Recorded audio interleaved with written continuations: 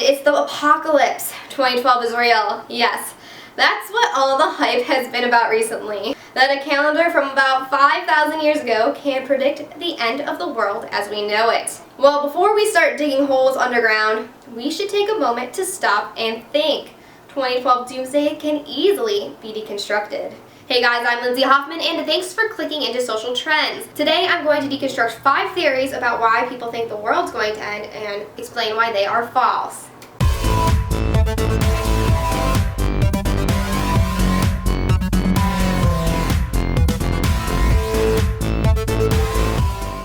Theory number 1, geometric reversal, the switching of the poles. Today, a lot of people have thought that this could be one of the things that happen that causes the world to end on December 21st, 2012. Now, before you start worrying, let me deconstruct this for you. It is proven that the poles do change and have various times randomly, it is not predictable, throughout history. But where it's false is that it would kill us. Now, geometric reversal takes 5,000 years to completely go into effect, meaning that the effects of it would be very gradual and minimal during our lifetime. So basically, you would just feel a little bit of bad cell phone reception, which I know, it feels like the end of the world, but trust me, you're gonna live through it, don't worry. Plus, to even solidify my reasoning more, the last geometric reversal has occurred already 400,000 years ago, which humans were in existence during that time, and clearly, we're still here today, we survived. So we will survive the next geometric reversal. Reasoning number 2, Nostradamus. Another fear we have created over Doomsday is by a famous author and prophet from the early to mid 1500s.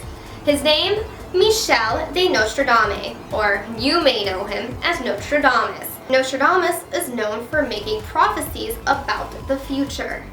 Many people have credited Nostradamus for predicting the French Revolution, the rise of Hitler, 9/11, and many more.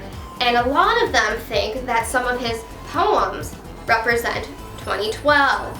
Now the problem is this is not a credible source. If you go to various websites about Nostradamus, one website might say that one of his poems represents 9/11. Another website might say the same poem represents 2012. So how could that be a credible source to predicting the end of the world if it means 2 different things? Which one does it represent? Only you can choose that in hindsight looking back. You read a poem and you decide what it means in your head, but that is not the truth. The reason people have said that he predicted other things is because looking back, you can put pieces together and say that it means that. But really, Nostradamus only knows what it means, and still, it's not a credible reason to think that the world's gonna end, and none of his quotes even said that the world is gonna end. He just predicted horrible events, and just because there's a horrible event does not mean the world's going to end. The only way the world's going to end is if it gets sucked into a black hole. A third reason why people believe the world is going to end is gravitational pull. They believe that all the planets will come into alignment with the center of the universe, causing a black hole, and the universe will collapse, and thus being the end of the world. According to NASA, the gravitational pulls experienced by Earth are due to the moon and the sun. There are no planetary alignments in the next few decades, and even if the alignments were to occur, their effects on Earth would be negligible. Each December, Earth and the Sun align with the center of the Milky Way, but that event is a common occurrence, and we all are okay. In fact, even if the planets were all to align with the center of the universe, they would have to be 6 million times closer for the gravitational pull to actually cause a black hole. And the universe is always expanding, so that is never going to happen. Not even on December 21st, 2012.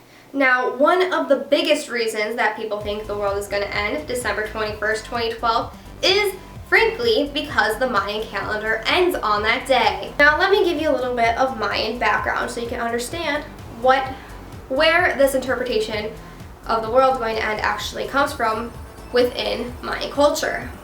The Mayans believe that we are living in the 4th world or era. This means, according to Mayans, that the gods have attempted to make other worlds and have failed, and finally succeeded in the 4th world, which is now, with the creation of man. The Mayans believe that the end of the cycle is December 21st, 2012, and when that day comes, the gods will come down and create a significant change all over the world, and the next world or era, for the next world or era to begin. And with that interpretation, many people think that the world's going to end. But just as the calendar you have on your kitchen wall does not cease to exist on December 31st, the Mayan calendar does not cease to exist after December 21st, 2012. This date is just the end of the Mayan long count calendar, but then, just as your calendar begins January 1st, their new calendar will begin on December 22nd, 2012. In fact, the Mayans actually celebrate the end of a cycle and making it to the end of it. They believe that it represents spiritual transformation. And for number 5, I'm going to explain what December 21st, 2012 actually means. People often question why the date December 21st, 2012 was chosen. Well, as the Mayan culture believes it represents a new era, it scientifically does. Currently, we're in the age of Pisces. December 21st, 2012 marks the end of Pisces and the beginning of the age of Aquarius. Now, what that means scientifically is the equinox of our planet will now be facing the constellation of Aquarius, and it will stay there for thousands of years. Not only will we be in the age of Aquarius, but December 21st, 2012 marks the winter solstice.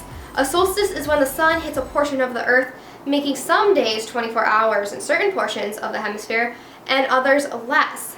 The December solstice has played an important role in the lives of many people in ancient times, and to this day, the world is still influenced by various traditions linked to the observance of the December solstice. And to add in a religious reason, for Christians, in Matthew 24:3, Jesus predicted his second coming at the end of the age, which it's the end of Pisces, going to now be the age of Aquarius. Some Bibles incorrectly translate and interpret this as the end of the world or end of time, but it's correctly interpreted as the end of an age. Now that is why you all believe that the world is going to end in 2012 when it actually represents a new era. It is not the end, but the beginning. So stop being so worried and so negative about life. If anything, it represents to the mind spiritual freedom, a better world for all of us, the age of Aquarius. Just as our calendar ends and we have a new year, now we have a new calendar for a new era. So instead of being worried about the world going to end, you can research some facts and find out that we're going to a new era. The world is hopefully going to be a better place is what it means. And of course, I'll see you all on December 22nd. Alright guys, what do you think? I think this is going to be a great topic for talking about. Do you still think the world's going to end? Did you learn something new from my video? Argue with me below. I actually wrote a paper on this 2 years ago, so I will leave that in the link below. So discuss. Let me know. Let's have a conversation. Do you still think the world's going to end in 2012, or do you think December 22nd is going to happen? Please don't forget to subscribe for my channel, and as long as the world doesn't end, I'll see you guys next time. Thanks for watching.